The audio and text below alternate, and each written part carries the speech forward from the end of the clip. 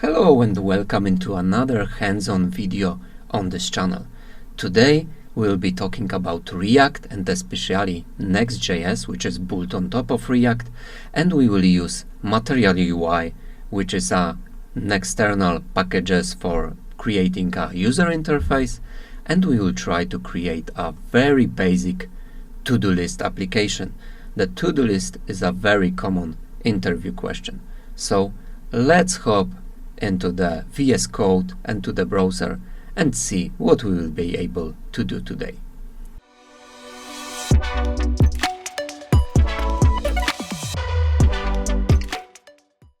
Alright, so we are in the browser and let's firstly look for React. Let's visit the React page and let's click on Learn and Install.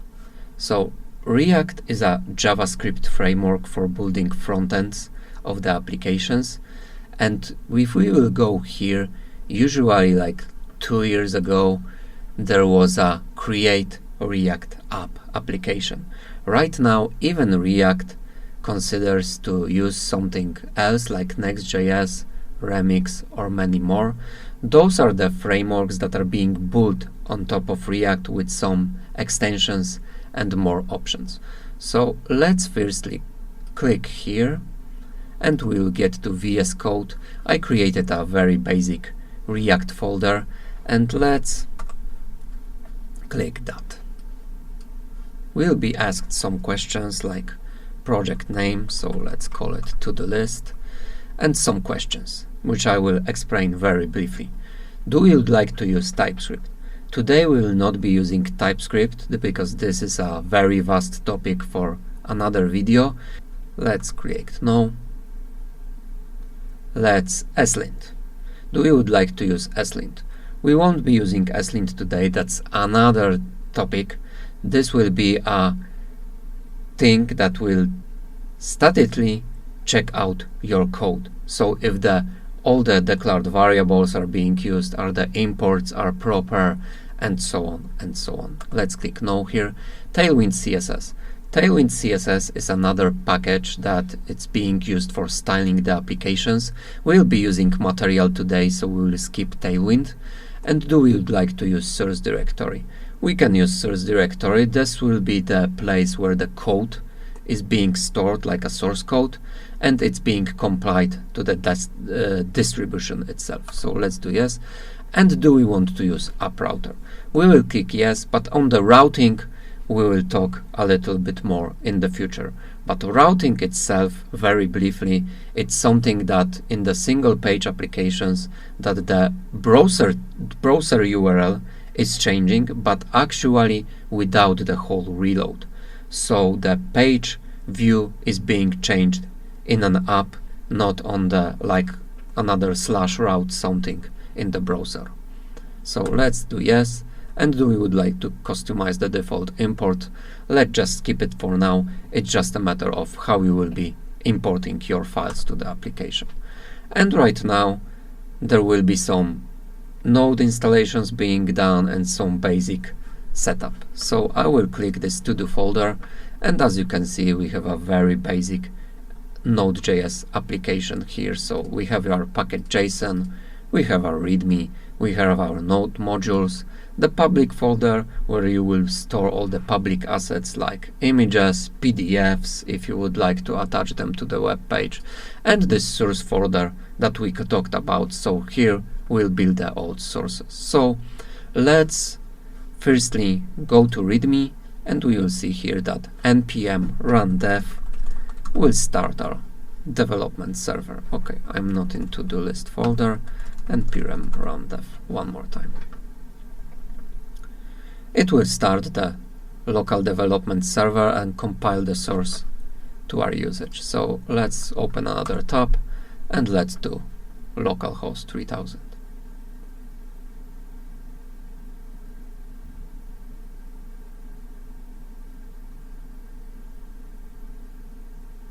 It compiled the source code, and as you can see we have our very barebone application.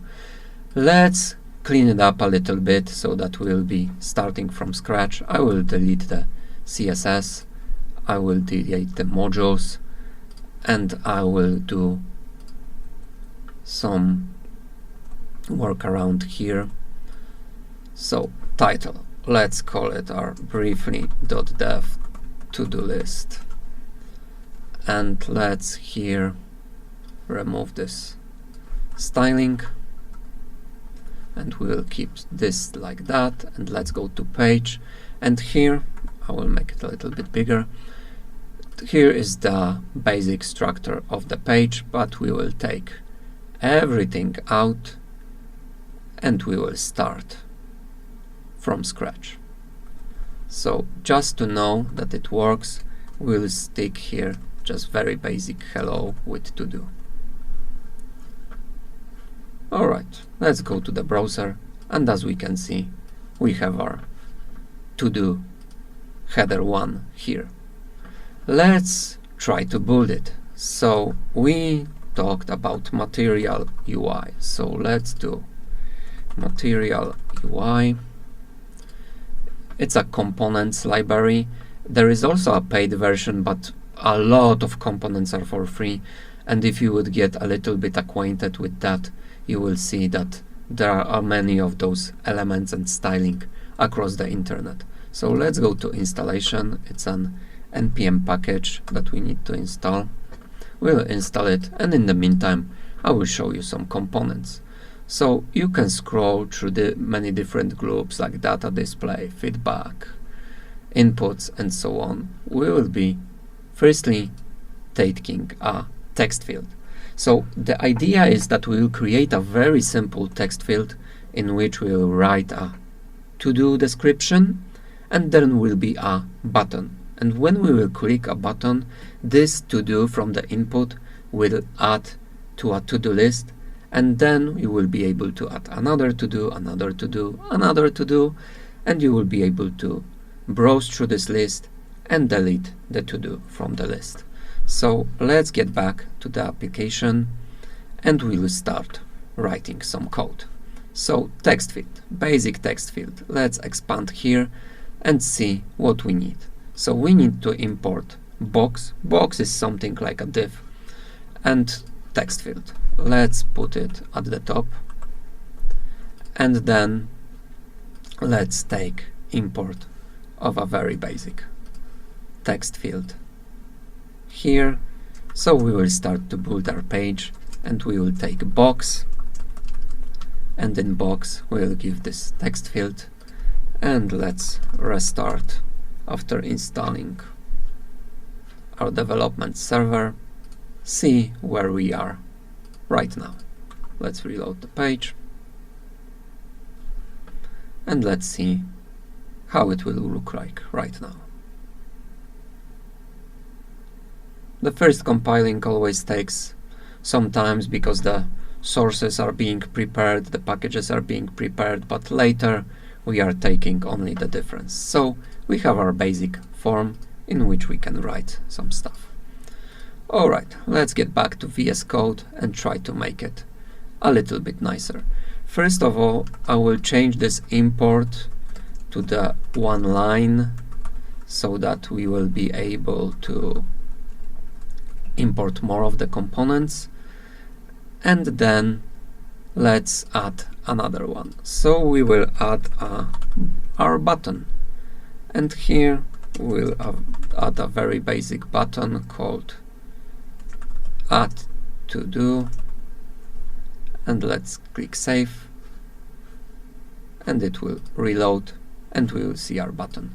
Let's do a little bit of styling to that so that you can know what we are dealing with. So we will take variant to contained, and let's refresh. It looks like this. Then let's try to make it one here and one here.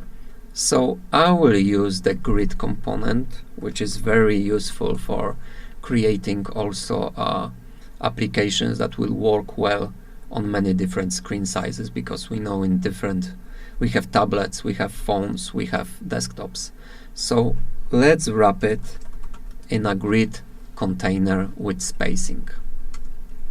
This will be a amount of space between the grid elements. And then let's create a grid item with x from the lowest screen size to 6. We are doing each grid, like horizontally, has 12 of those points which we can use. So this will wrap the input into half of the screen. As you can see, to do is starting from the second part of the screen. Let's do it one more time for the button. And right now let's add, to see it more fully, let's do add full width here and full width here. All of this stuff is a part of Material-UI documentation. Full width, not in grid, but in button itself. Looks like this. And another thing that I will show you from the styling perspective is that each Material-UI element has something called SX, and it's something like styling. You can pass here very basic CSS stuff, so like height 100%, and we will see it like here. Alright, this is the first element. Now we need to talk about React hooks. The concept of hooks, and one hook in particular that we will use, will be useState. useState is a hook that you can use to store state itself. So state, we can call it as a variable, so that React knows that something happens, something changed, and it can refresh some parts of the page without the whole reload. So let's explain it a little bit, but I will firstly add useClient here. Client. So the thing about Next.js is something that we can have client-side rendering or server-side rendering. When we render the things on server, which was not available in previous versions of React, that's why Next.js was building those stuff and those extensions and the new ideas, is that if you requesting some kind of a website or view, it was being compiled on the server and sent as a view strictly to the browser itself. But in useClient and useState, all of those operations happen on the browser level and the client computer level. This is something that we'll be going very deeply in the future in a different videos. So we will declare our state, which will be a to-dos and set to-dos. And let me just write it, and I will explain it a little bit. So useToDo is a function that gives us back an array of 2 elements. The first element is to-dos itself, so we can call it as a variable. So this is actually a to-dos variable, the same as you would declare it like this, with a very basic initialization value of an empty array. Set to-dos, on the other hand, is a function which is being used to update the state. So we shouldn't ever do something like this or push to this array like this.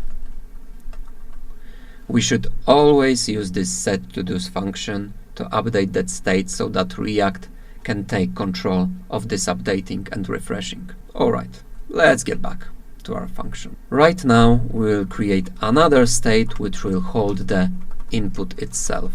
So we will do the same thing but with a blank string, and we will connect it to this text field. So here we will write that the value shown is to do, and we will use something called onChange. So onChange will be launched every time something changes in the input,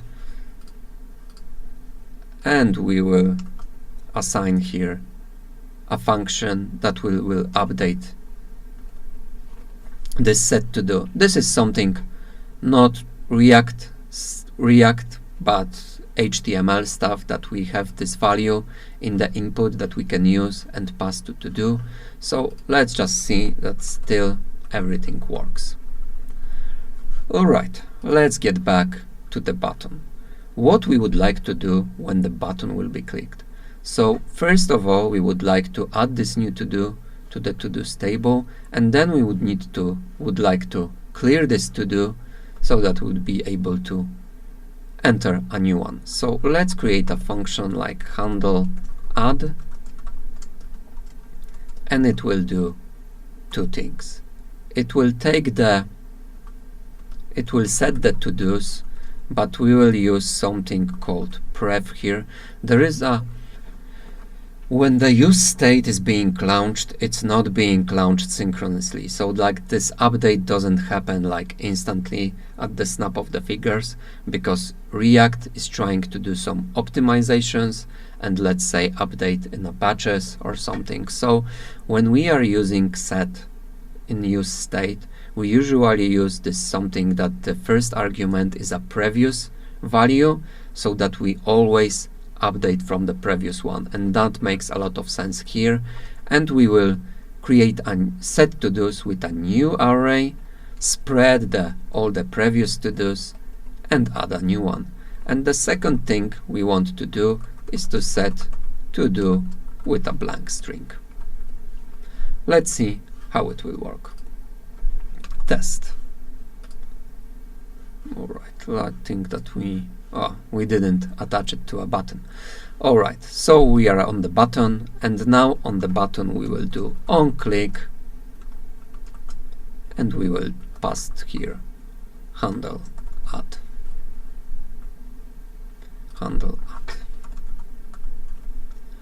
Alright, and now when we will click this button, the handle add function will run, and it will add the new to-do from the input to the to-dos array and clear the to-do field. Let's see if it will work. Test, add to-do.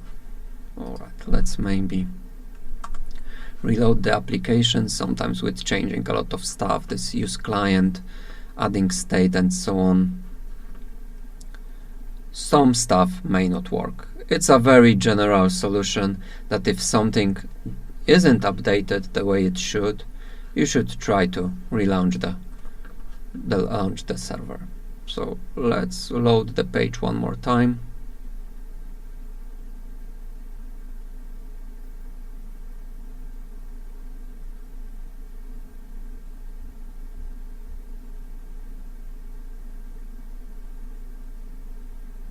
Alright, and it's loaded. Let's write test here and click add to do. It disappeared. So it should work. Let's now try to show those to-dos on the screen. So here I will add another grid item with XS12 so that it would count for the whole page, and we will do a very basic map. Maybe let's wrap it in UL as Copilot suggests us, and we will do to-dos map. We will take each individual to-do and its index, and we will write it in li. And as you can see already, this test one popped here. Let's do test 2, test something other. Yeah, it works because React, when we update this state, knows that this state was updated, and it knows that it needs to refresh the components which are using this to do. This key value also is something very React native. It allows for React and the frameworks built on React to know which element has changed in the DOM of the page. So this key, whenever you are doing a map, this key is important and it's required. Usually it's some kind of an index or even some kind of a text that you can have here, like to-dos ul slash and add index to that. It's just a matter of creating a new thing here. So like this templates thing, to-dos, and pushing index here. Just to know, because in other example, if we would be using only indexes and this page would have a lot of elements, then those indexes would overlap and you could run into trouble that you are changing one thing and for some reasons many other things are changing, because in fact the elements had the same ID, so React didn't know exactly what element needs to change. So that's something you need to keep in mind of. Okay, so we have that and it's working. Let's add one more thing. Let's add a button for clearing that up. So delete. Let's see. It should add us a delete button somewhere here. Or maybe no. The li with the button doesn't need to go very well.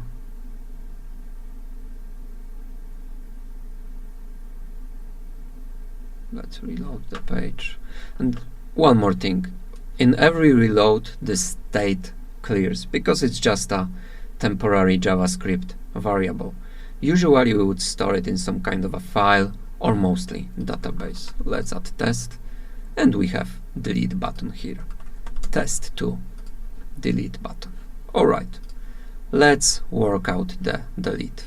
So we will create a handle delete function which will grab the index of the clicked button and delete that particular element from the array.